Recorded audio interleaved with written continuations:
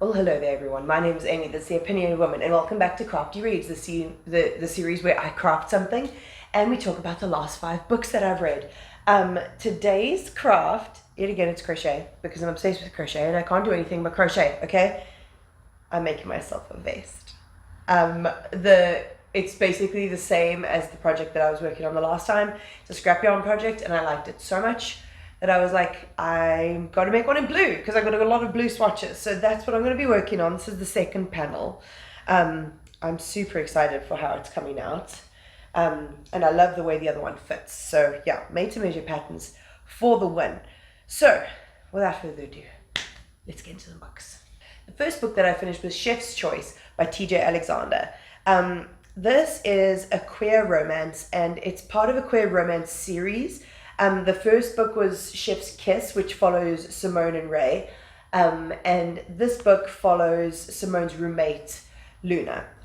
Luna is a trans woman, and she has just lost her job. And because Simone and Ray are in this like fresh, brand new relationship, they're like always over at each other's houses. Mostly Simone's over at Ray's house. So now Luna is panicking that Simone might want to move in with Ray and leave her high and dry. So she goes to Simone's workplace where she's working on setting up a cooking she's working on setting up a brewery and a cooking competition, like filming space. And while Luna is there waiting for Simone, this short, sexy French trans man walks in and says, I need someone to pretend to be my girlfriend for 15 minutes on this call to my grandfather. And Luna's like, and he's like, I'll give you $1,000. She's like, well, I need a fucking grand. I just got fired.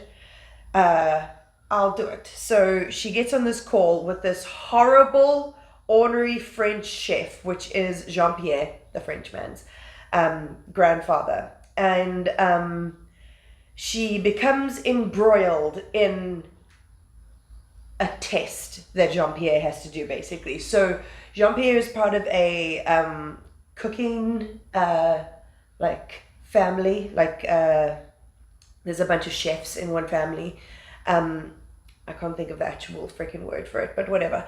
And in order to get his inheritance, he has to do a cooking test. He has to do this like multiple courses, like all this fancy French food.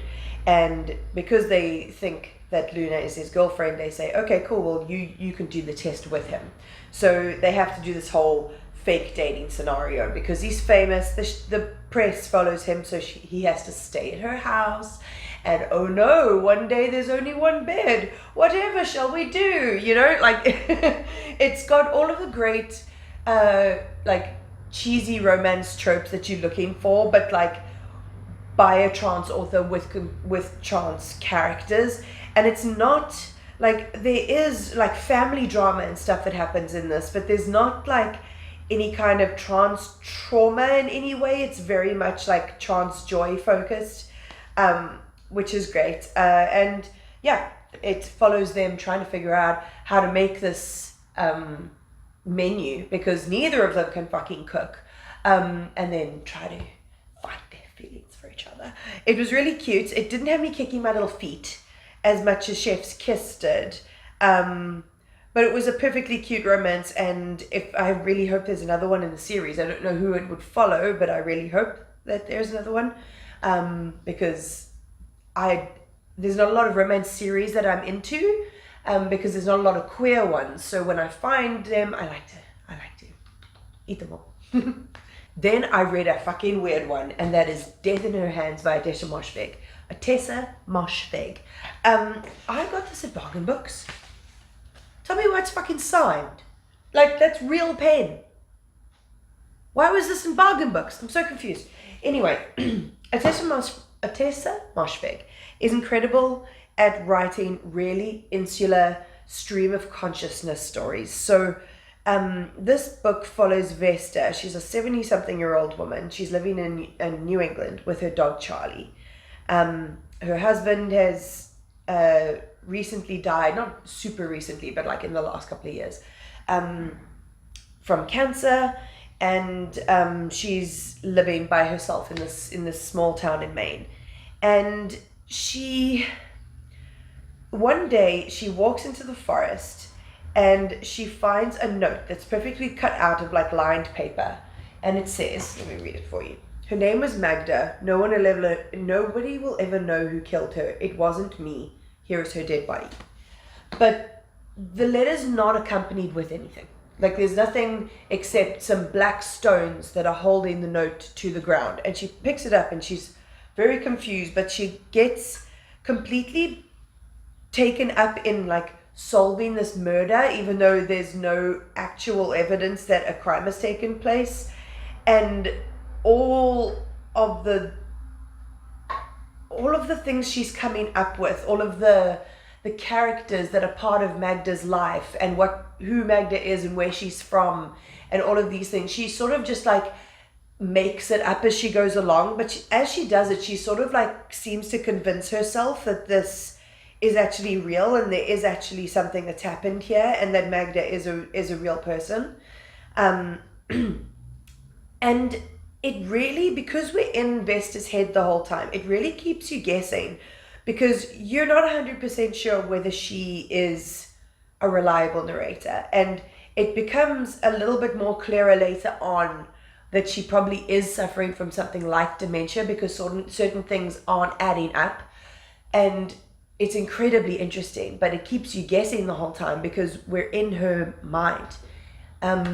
There's one part of the way this ended that really, really bugged me, but the apart from that side, ignoring that little part of the ending, the way that it ended was like, oh shit, I did not see it coming. Like, maybe other people saw it coming, I didn't, but I thought it was really interesting. And Ottesa Moshfegh is a very talented writer. Then I read Black Cake by Charmaine Wilkerson.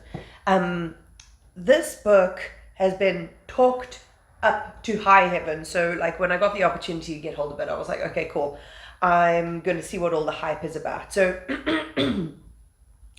this is basically a family saga that we are following at various points in time.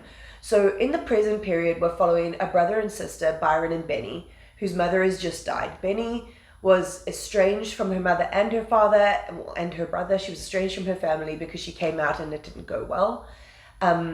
And now their mother has died, and she's got a video basically that she made telling them the story of her life and the things that they don't know, that's all based around this one mysterious murder.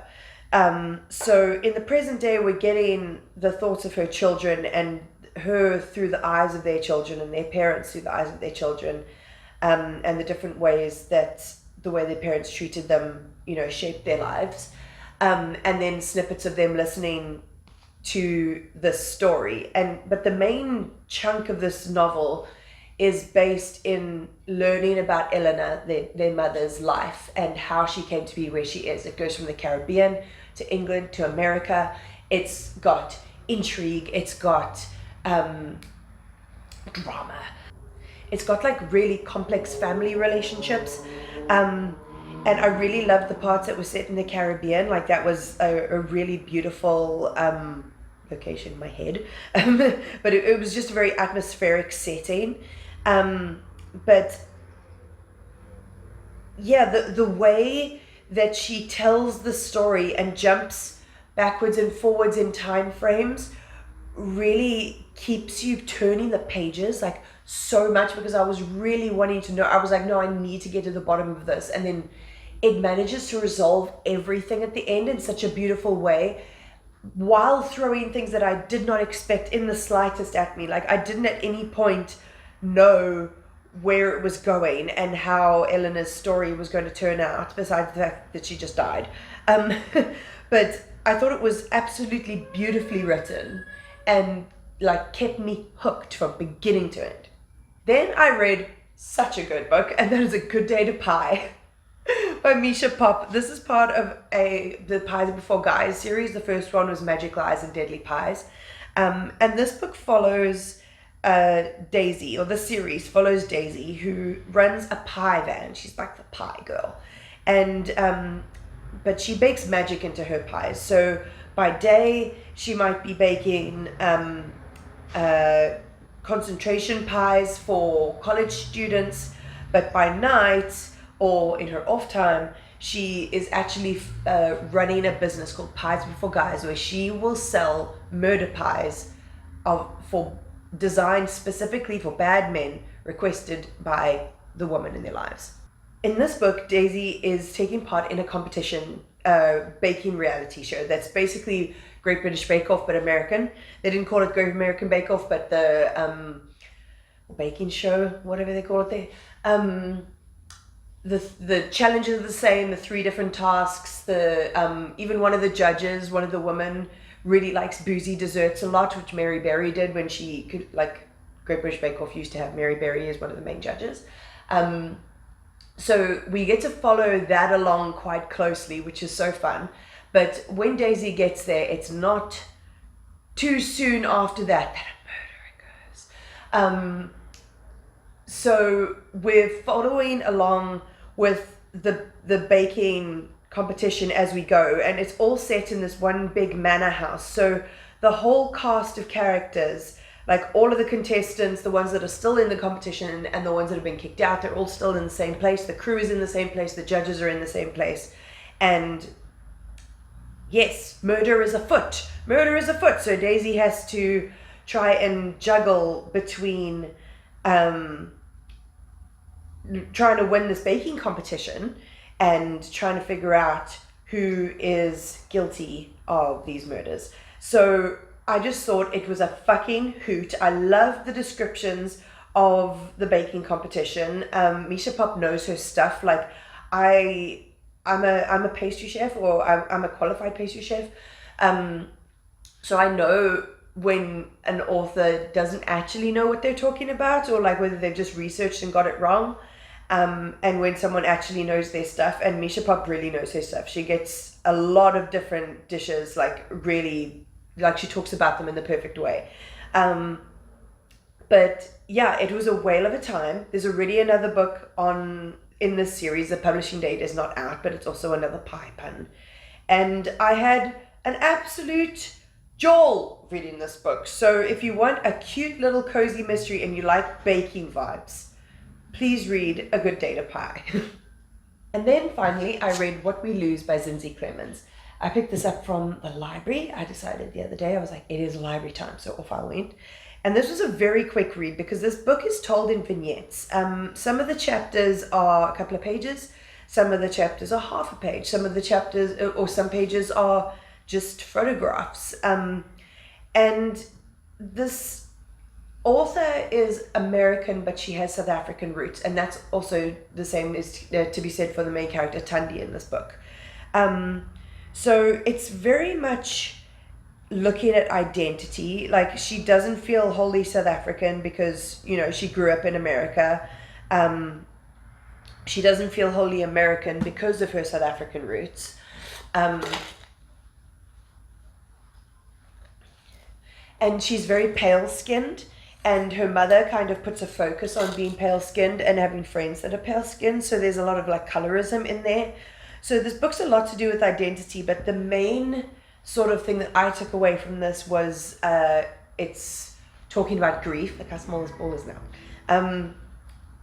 Because Thandi's mother has cancer.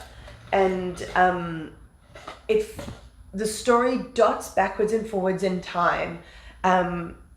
From Thandi's childhood to her looking after her mother while she's sick, to her mother dying, and her life afterwards. But we don't look at it in a completely linear way. It dots back and forth. And because these looks are because they're vignettes, it's kind of like a snapshot of a period in time, or like a transitionary period, or a period of stagnancy caused by this grief.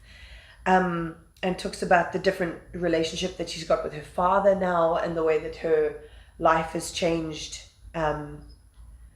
after losing her mother in this way. So it's just a really sad but really beautifully written look at grief and grieving a parent, and it's really beautifully done.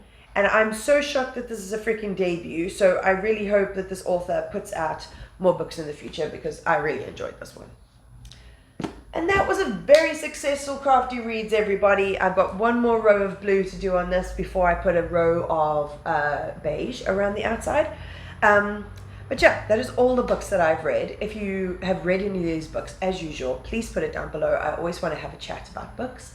Then my social media is always down below, my TikTok and my Instagram, and there's also my Kofi link, which is like a little one-time tip jar, if you're ever feeling like you want to support my channel.